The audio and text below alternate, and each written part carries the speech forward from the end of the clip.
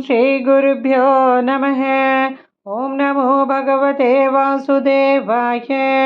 ॐ श्रीकृष्णाय परब्रह्मणे नमः।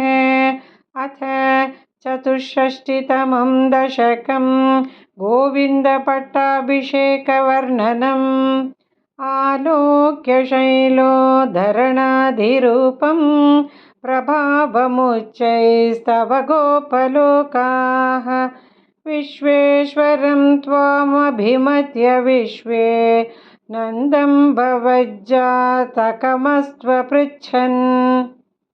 गर्गोदितो निर्गदितो निजाय वर्गायता तेन तव प्रभावः। पूर्वादिकस्त्वय्यनुराग येषाम् ऐदिष्टतावद्बहुमानभारः। ततो वमानोदिततत्त्वबोधः सुराधिराजः सह दिव्यगव्या। उपेत्य तुष्टावसनष्टगर्वः स्पृष्ट्वा पदाब्जं मणिमौलिना ते। स्नेहस्नुतैस्त्वां सुरभिः पयोभिः गोविन्दनामाङ्कितमभ्यषिञ्चते। ऐरावतोपाहृतदिव्यगङ्गा पाथोभिरिन्द्रोऽपि च जातहर्षः। जगत्त्रयेशे त्वयि गोकुलेशे तथाभिषिक्ते सति गोपवाटः। नाकेऽपि वैकुण्ठपदेऽप्यलभ्यां श्रियं प्रपेदे भवतः प्रभावात्। कदाचिदन्तर्यमुनं प्रभाते स्नायन् पिता वारुणपूरुषेण।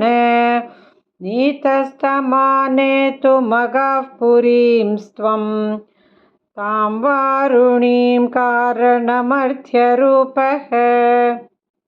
समं भ्रमं तेन जलाधिपेन प्रपूजितस्त्वं प्रतिगृह्यतातम्।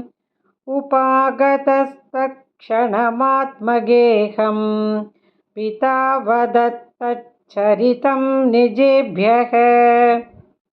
हरिं विनिश्चित्य भवन्तमेतान् भवत्पदालोकनबद्धतृष्णान् निरीक्ष्य विष्णो परमं पदं तत् दुरापमन्यैस्त्वमदीदृशस्तां। स्फुरत्परानन्दरसप्रवाह प्रपूर्णकैवल्यमहापयोधौ। चिरं निमग्नाः खलु गोपसङ्घाः त्वयैव भूमन् पुनरुद्धृतास्ते। करबदरवदेवं देवपुत्रावतारे निजपदमनवाप्यं दर्शितं भक्तिभाजां।